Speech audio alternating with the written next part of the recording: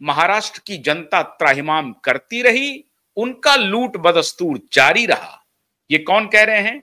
ये क्यूबाइव नेटवर्क नहीं कह रहा है, ये इस देश के प्रधानमंत्री कह रहे हैं। इशारा समझ लीजिए आप। और ठीक प्रधानमंत्री के इस बयान के 2-3 दिन पहले मुंबई में बड़े पैमाने पर कार्रवाई हुई। इसकी भी सूचना क्यूबाइव नेटवर्क ने आपको दी थी। उसके पहले बड़े पैमाने पर दिल्ली में कार्रवाई हुई, जिसमें 13,000 करोड़ मूल्य के एक खास चीज की बरामदगी हुई। वो खास चीज है ड्रग। 13,000 करोड़, ये छोटा आंकड़ा नहीं है, आप समझिए बात को। 13,000 करोड़ दिल्ली में।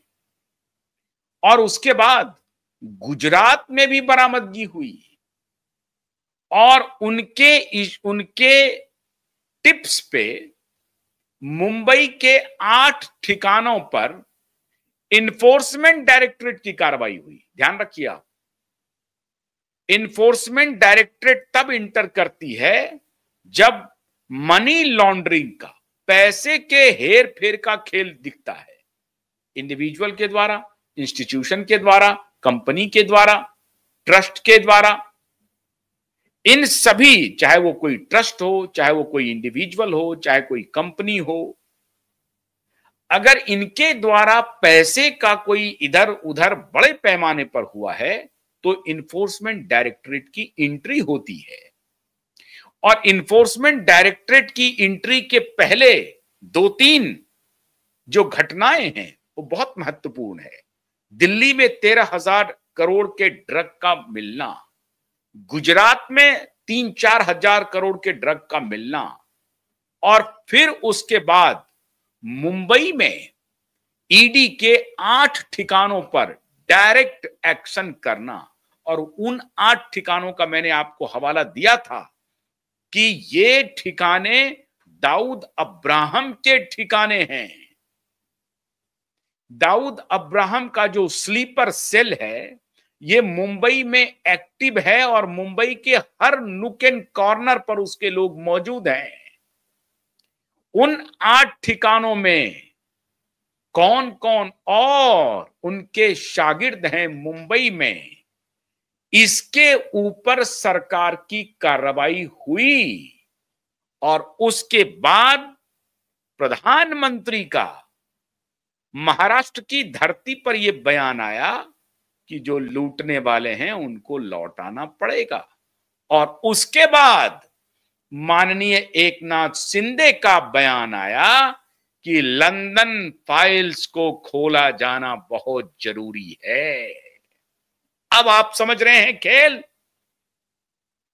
इस खेल को जरा ध्यान से सुनिए और देखिए, और इस वीडियो को आप अधिक से अधिक लोगों तक पहुंचाइए।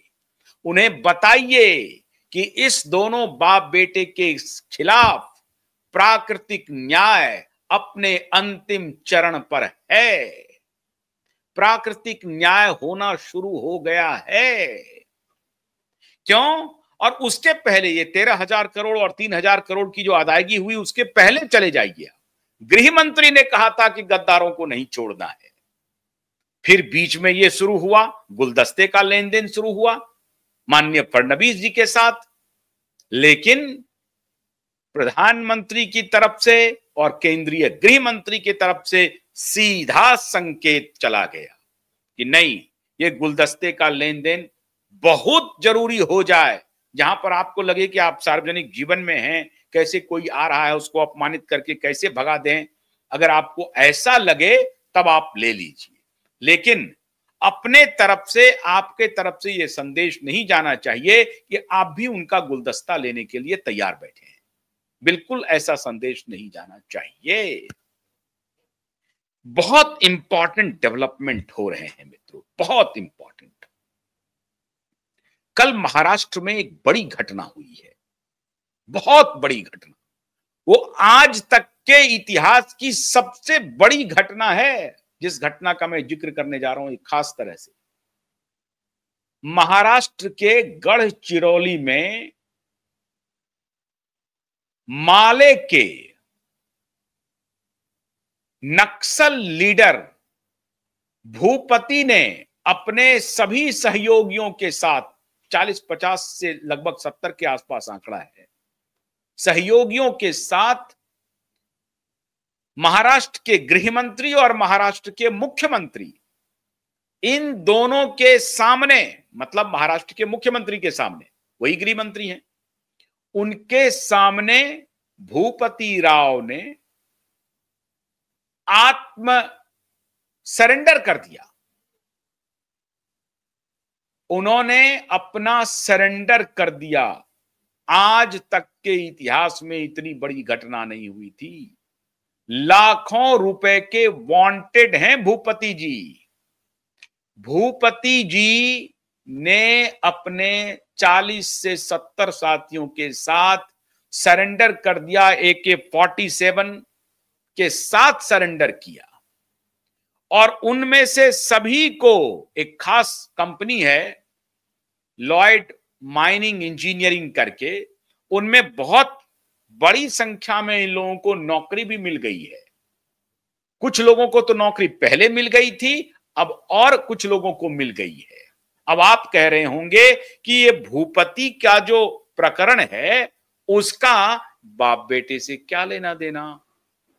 दिल्ली